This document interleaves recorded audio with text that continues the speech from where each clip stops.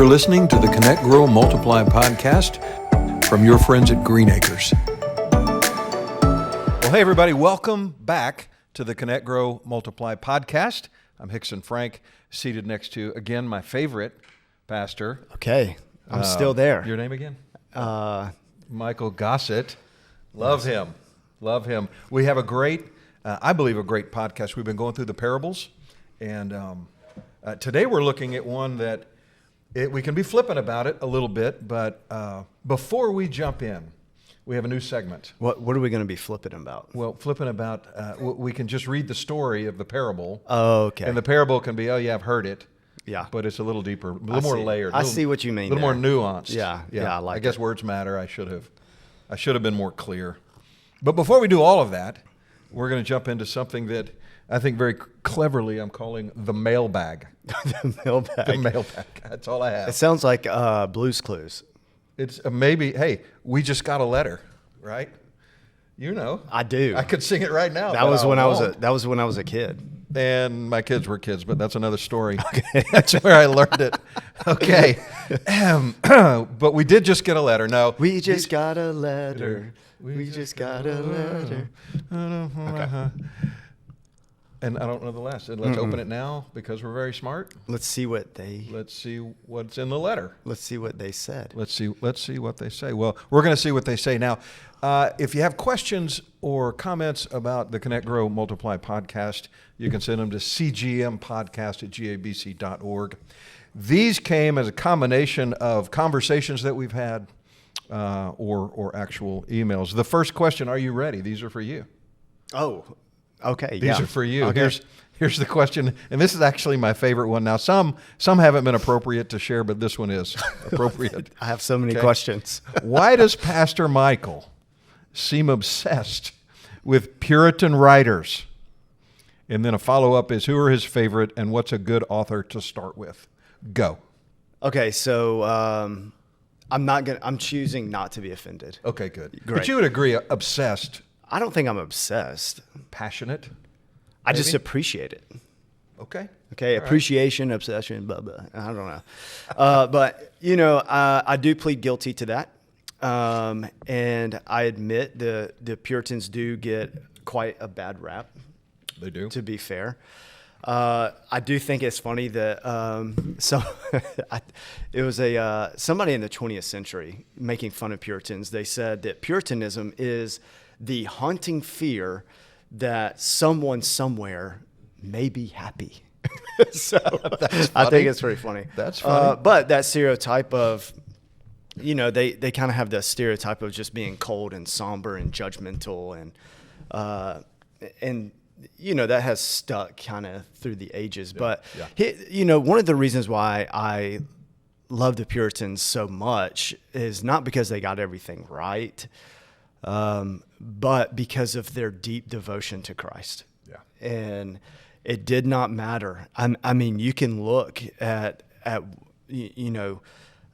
all of their writing, like you can look at, okay, how is this entering into the greater conversation of evangelicalism at the time, even theological thought at the time, like what were they entering into?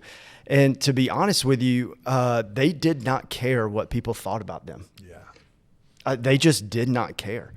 And the Puritans were just committed to, first, the reason how they got their name is because they were committed to purifying the Church of England from unbiblical practices. Right.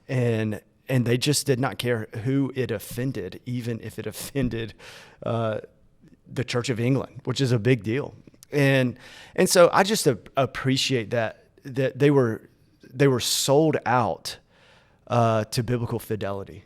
Yeah. And they were sold out to purity and doctrine, and whatever Scripture said, that's what they want to do. That's how they want to live their lives. And so I like how J.I. Packer describes Puritans. Is he says the Puritans were the redwoods in the forest of theology, and so, man, if you want to emulate anybody post apostolic times, right? I mean, because obviously we have the apostles, we have Christ himself to emulate, Ephesians 5:1.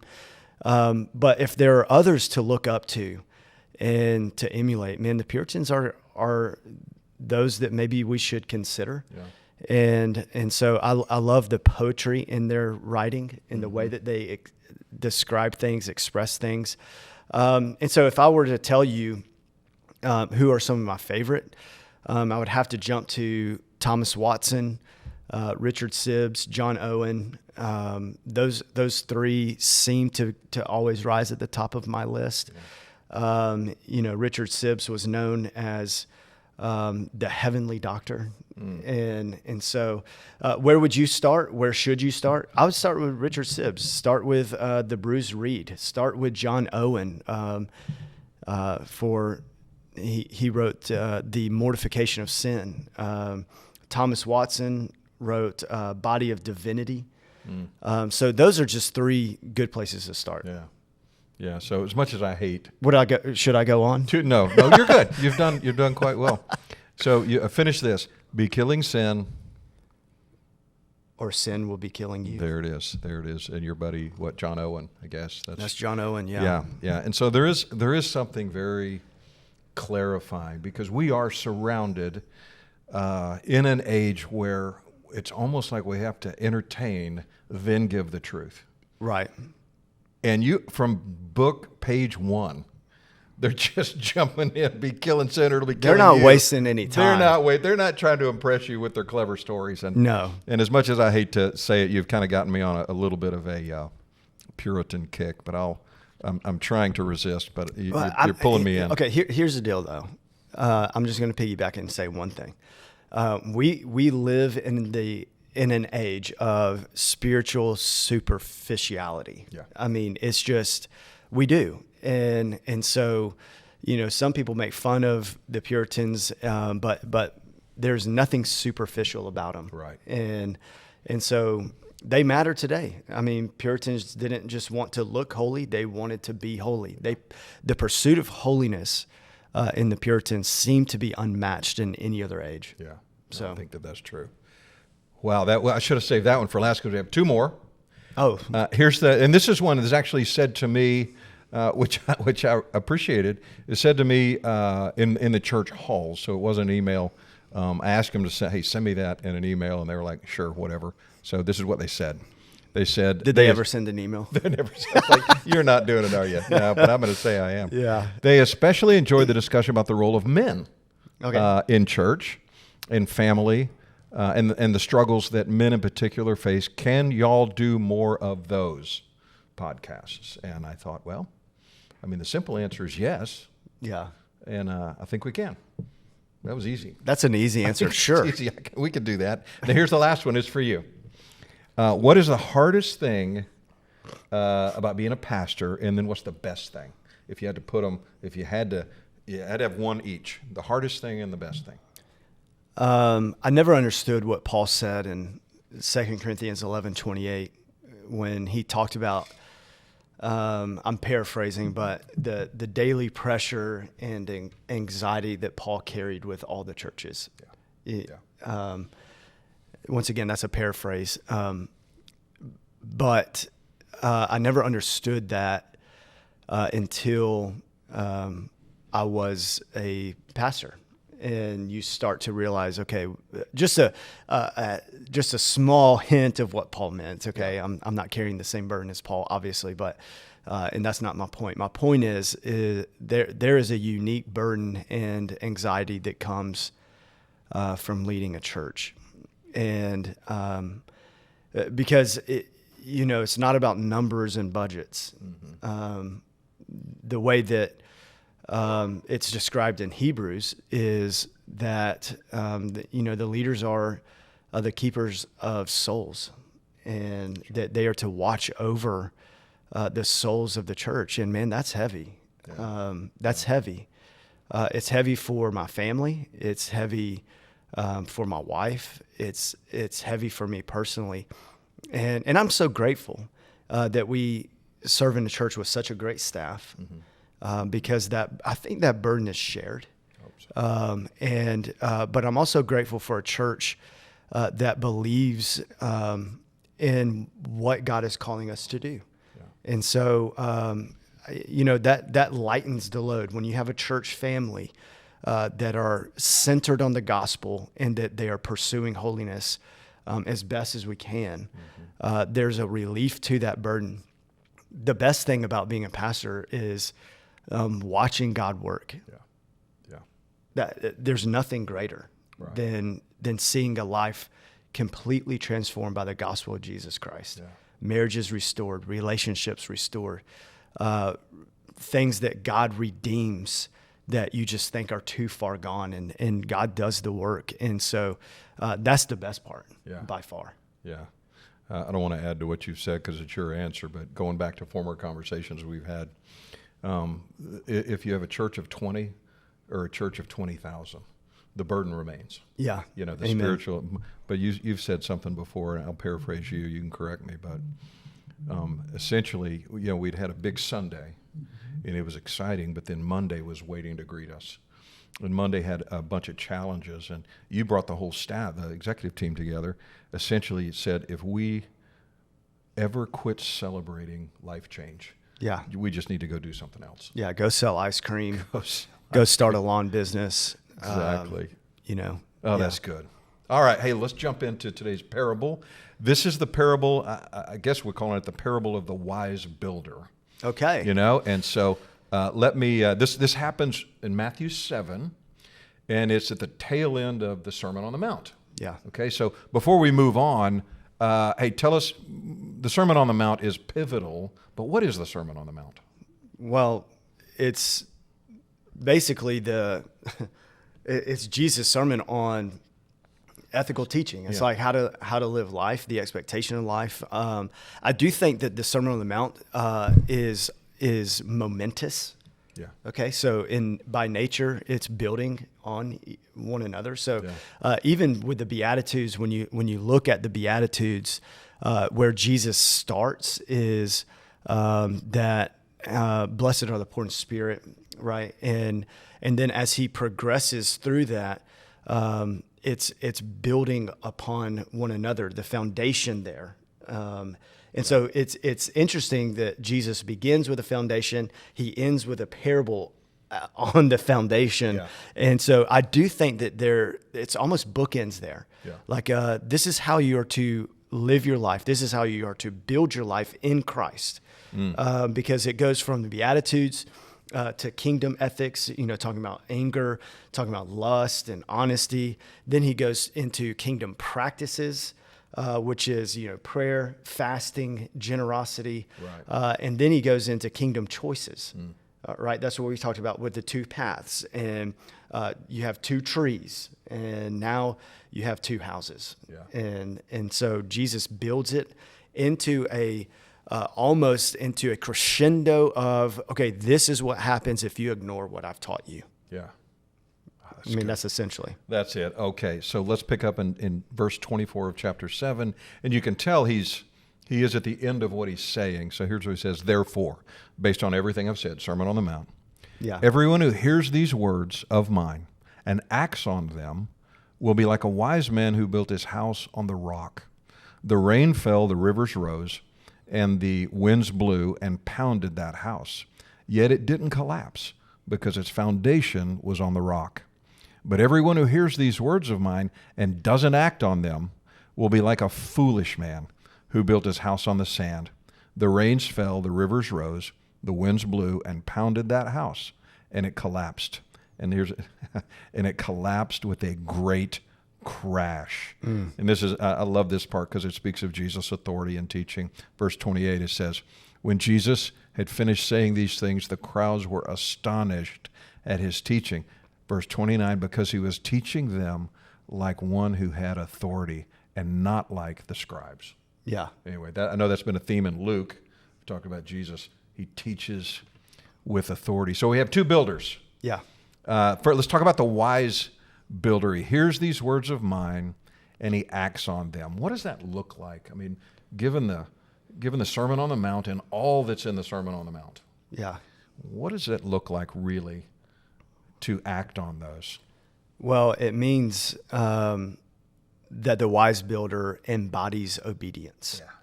That's essentially what it is. I mean, you can attend church, you can memorize scripture, you can teach Bible studies. At our church, you can be a connect group leader, a deacon, whatever that is. Yeah. You can be a leader in the church and still not build your house on the rock.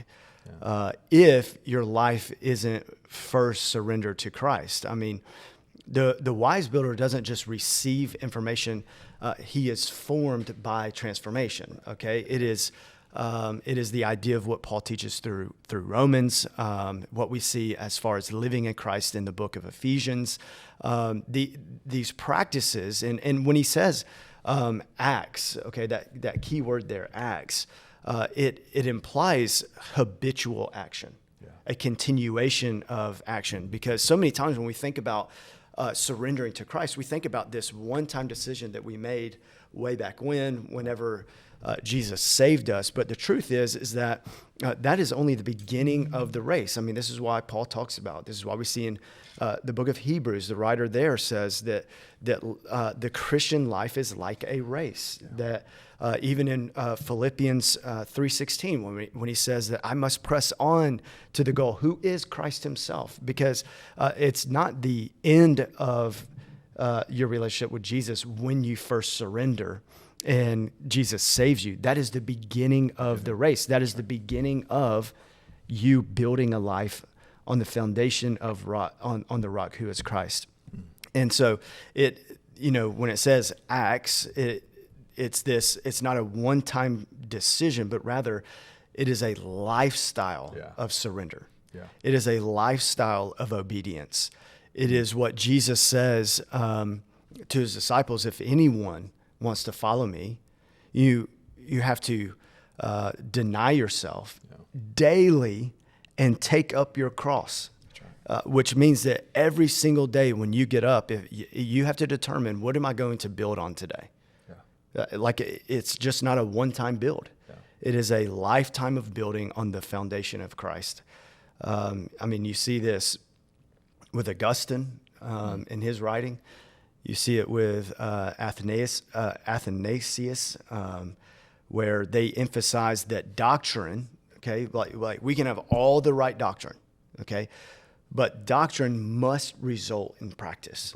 That's right. And the Reformers said that true faith, in the same way, is not mere assent. It's not intellectual assent. It's not just knowing more. When Jesus speaks of doing, he's affirming what Paul later clarifies: obedience is the fruit of justifying faith. Yeah.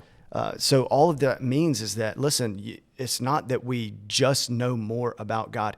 It is that we pursue holiness in our life. I mean, we pursue Christ as the end, as the chief aim of man is to glorify God and to make him known, not to just have a greater theology or a greater understanding of doctrine, although those things are good. Right. Those are building blocks, but all of it must lead to practice and living out a life of obedience. Oh, that's good. And the obedience isn't to get grace; it's because of grace. You've said that. Absolutely, absolutely. No, that's a good clarification. And I love where I go to all the time. So some people are scorekeepers, right? Yeah. My family will say I'm a scorekeeper. So if we're having a conversation and one of our kids interrupts us, I will know that's 4 times you've interrupted me. I'll just whatever, or no, I only talk, whatever, doesn't matter. Scorekeeper. What's interesting about this whole parable is that it describes the wise and the foolish, and the storm comes for both. Yep. The storm comes for both. So it isn't, hey, I'm going to be a good person so storms don't come. And that challenges a lot of people's theology. Oh, man. And there's like, well, I made a deal with you, God. I was going to be good and you were going to take care of me. That's right. Well, he is going to take care of you, but it's going to be through the storms. Yep. Oh, that's good. That's good. Okay, so we had the wise builder, and then the foolish builder says he built his house on the sand. Yeah. Okay. I was trying to think of some things about what is sand. And sand is obviously very transient. It's very loose. It's malleable. You can make a sand castle out of it. That sand castle goes. And a lot of us, I think, we make our lives out of sand castles. But talk to us about the foolish builder. Well, I think what Jesus is really helping us realize is that he's confronting this illusion of spiritual security. Yeah. He's confronting the false security of cultural Christianity. He's confronting exactly what you just said. God, if I do this, then you're going to do this. All right, I'll scratch your back if you scratch my back. And the truth is, the Lord doesn't need us to scratch his back. He doesn't need anything from us. Right. And so we're not in the deal making business with the Lord. That's not how things work. Yeah. And I do love the reminder that, and I know you just said this, but I just love the reminder that the storms are going to come to both. The rains come to both. The floods rise against both. Yeah. And no one is going to escape the storms. Yeah. No one. It's the difference is, how are you going to come through the storm? Right. That's the only difference here. And how are you going to survive the rains? How are you going to survive the floods? Because we live in a sin-fallen world. And the effects of sin do not stop once you give your life to Jesus. Yeah. The effect of sin will not cease to exist until Revelation 21:5, that Jesus is making all things new. Until that comes to fruition, until we are glorified, until we are before Jesus, okay, the effect of sin is no more. Yeah. But it's going to come to everybody. So he's really helping us fight against this tendency that we all have to believe that, man, everything's going to be okay. This is the prosperity gospel at its worst. Yeah. Yeah. Because if you believe that when you give your life to Jesus, that everything is going to be okay, when everything is not okay in your own understanding, you're going to begin to doubt everything that God has assured in your life. Mm-hmm. You're going to begin to hear and believe the voices against your relationship with Jesus, against the real security that you have, over what is true in your life. And so when the storms come and when the floods rise and the rains fall against you, when they do, and you know, this is a parable that every single wedding that I ever do, I use this parable. Okay. Because it's going to happen. It's going to happen. And man, you know, yeah, you've done weddings before. You do marriage counseling all the time. And listen, these guys that they're just looking to get married, and they're wide-eyed and they're bushy-tailed and they're in love, and it's emotional and it's great. It's great. But that foundation on that alone doesn't last very long when the floods come, when the rains come, and when the storms are beating against your life. What is actually going to hold you together? Mm-hmm. What is actually going to get you through? It's not going to be this feeling or emotion of love. Right. Like, that's not going to make it. Mm-hmm. But what is going to make it is if you build your life on the rock. That's right. If you build your marriage on the rock. Mm-hmm. If you pursue the rock, if you pursue Christ in everything that you do, and understand that they will come, but how am I going to react? How am I going to act in the middle of this? Yeah. That's what really makes it last. Yeah. That's what really is going to protect your marriage. That's what's going to protect relationships and everything in between. It is building a life on the rock. And everything else is simply an illusion of security. Right. That's right. Financially, your health, your relationships, what is really going to hold you? Man, it's nothing other than Christ himself. That's right. That's it. Right. These storms, to me, I get stuck on the storms, because storms do at least one thing. They do a lot of things. Storms, though, reveal. They're the vice that squeezes us. When we get squeezed, what's in us comes out. That's right. I never forget church league softball. Okay. Yeah, I mean, it was a thing. It was a big thing. Church league softball. Hey, that separates the boys from the men. I promise you it does. And then you hear church leaders. I mean, competition doesn't change us; it reveals us. And so up there, and maybe they didn't play well, and the words that would come out of some guys. We had a Sunday school teacher have to step away because he just lost his cool, said some things he wasn't pleased with. None of us were. We've were never like, seen that. I was like, oh my, Yeah. that seemed like a big deal. And I'm a new believer going, I don't think you can talk like that, sir. Sure enough, he couldn't. But with competition, again, it didn't change him. That's too good. It just revealed. Yeah. Storms, they don't change us, they reveal us. And we've all seen people respond to storms. Because initially, without trying to chase a rabbit hole too far, when storms come and you know how to act like a Christian, you get the first couple of weeks of that storm, you're doing okay. But then the reality of the storm sets in, and then who you are gets revealed, or who you've become. And you can, at that moment, you can cling to the life raft that is Jesus, but your grip isn't strong. And you're just so difficult to, on a dime, just pivot towards, no, I'm going to have faith now. And so those of us, I pray, who've been trained by the discipline of following the Lord, imperfectly, but have walked with the Lord in sincerity, those of you who have done that, when those storms come, there is a perspective that is unmatched. You cannot just gain that perspective like that. You have to be trained by it, as you have said. And so, well, the one thing that cultural Christianity does is that it makes us believe that our pursuit of knowledge is good enough. Right. It just does. Yeah. And man, we're in the Bible Belt. There are churches everywhere. Mm-hmm. You have Bibles readily available. Yeah. You have access to God's Word in multiple languages and multiple versions. And so knowledge of the Word cannot be the test of our faith. But what are we actually doing with it? Because hearing the Word builds a facade, but obeying the Word, that is what is building a foundation on Christ himself. Yeah. And so let's not be hearers of the Word. Let's be doers of the Word. And as you do, man, by God's grace, he's building the foundation with you.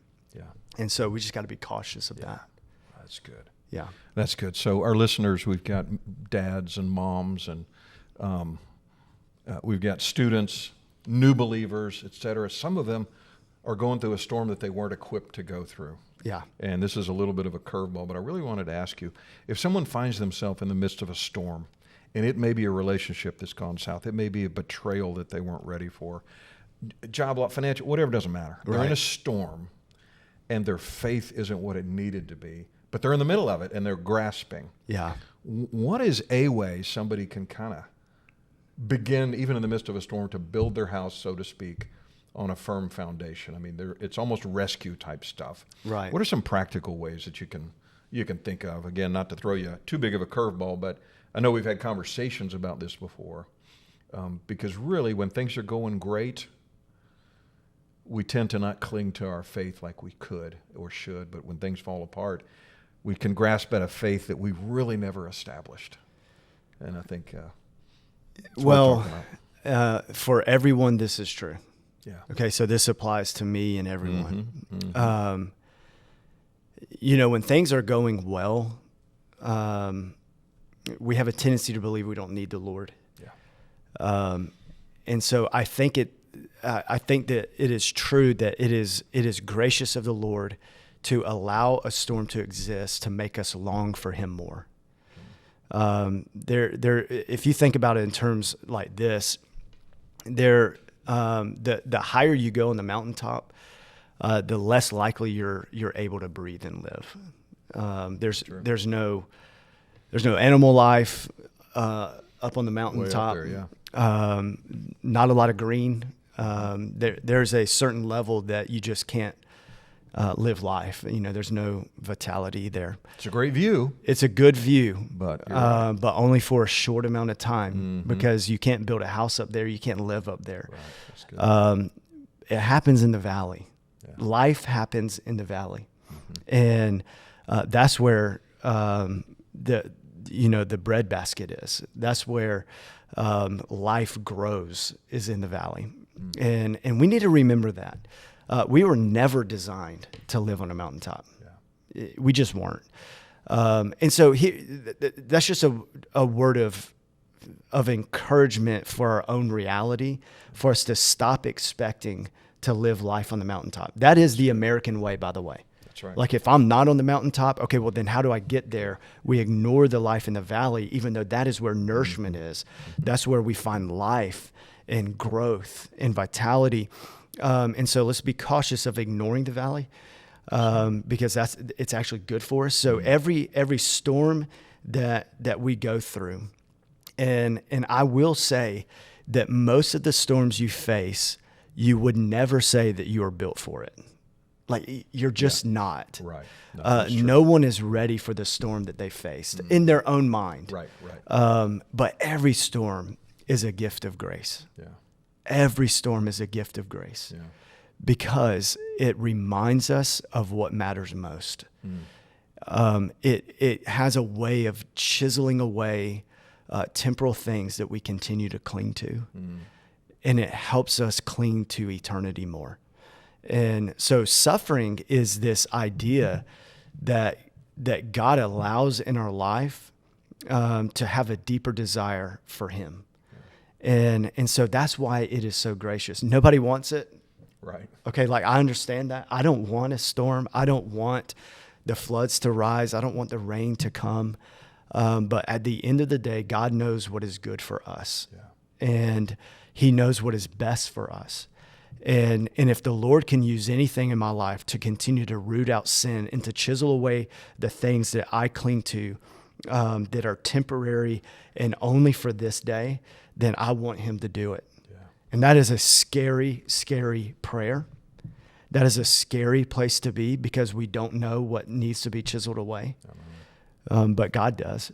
He does. He knows exactly what we are really clinging to. Yeah. And I don't want there to be a facade in my life. Like I don't want there to be a foundation of sand in my life. Man, I want Him to remove it all and for me to build my life on Him and Him alone. Yeah. And that's a hard place to be. It is.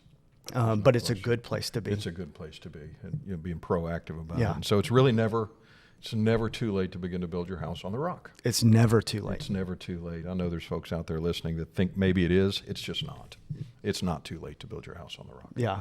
About a year ago, I went to the hospital, and it's a brother in our church, and he's 90 years old.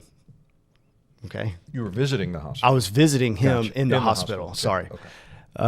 And he was having like multiple bypass. I don't know what it is, but he was having a significant heart surgery at 90 years old. And he comes out of the surgery well, and I'm just visiting with him. And, like after heart surgery, sometimes you're weepy, and I get all that. Sure. But this brother hasn't snapped out of the weepiness yet. Yeah. And it's been a year later, and he's still just as serious as he was that day. And he told me, he said, it's time that I start living for Jesus. At 90. At 90 years old. Wow. And he's here every Sunday. It doesn't matter if it's raining, if it's storming. There's nothing keeping this man away. And he's 90 years old. He has a hard time walking. He has a hard time getting in the church. He has no excuse that he uses, although he has plenty. Plenty of excuses. He has plenty of excuses. And this brother at 90 years old will not miss church. Yeah. This brother will not miss an opportunity to share the gospel with people. Yeah. And man, he just ministered to me so deeply because this 90-year-old man, when you think, man, it's too late, like I can't do anything now. And he has some things that he has dealt with in his past. Okay. All of these things. But this 90-year-old man, decided I'm going to live my life. I'm going to live every breath that God gives me to pursue Him, and nothing's going to stop me. And I just think that, man, that's a picture and a reminder of us, man, it is never too late to start building your life on the foundation of Christ Himself. That's so good. Well, listen, thank you, Pastor. That's I knew we'd get down deeper than just the casual parable, but It's never too late to start building on the rock. Yeah. That's so Amen. good. Listen, if you are listening and you have comments or questions or want to be part of the mailbag, simply email us at We CGM. just got a letter. We just got a If we letter. get some usable emails, Yeah, don't be mean. don't be mean. Yeah. If we get some usable ones, Pastor Michael will sing the Blues Clues letter song. We may even have the music for it. We don't know. Yeah, I don't know. But it'll be great. Yeah. Well, we'll work on that. Trust me, he'll do it. I don't have a good singing voice. It's okay. I'm like a clanging gong Well, before the a Lord. clanging cymbal, but it's a song of joy. Yeah, it Be great. is. It is. cgmpodcast@gabc.org. Send your emails. Listen, you can find out more about Green Acres at gabc.org. You're invited. If you don't have a church home, we'd love to see you on a Sunday morning right here at Green Acres. You can Tyler campus, Flint campus, Espanol campus, 9:30 and 11 o'clock for worship, and we've got connect groups and ways for you to get plugged in. But we'd love to see you. So we will see you certainly next time on the CGM podcast. Thanks for joining us. You're listening to the Connect, Grow, Multiply podcast from your friends at Green Acres.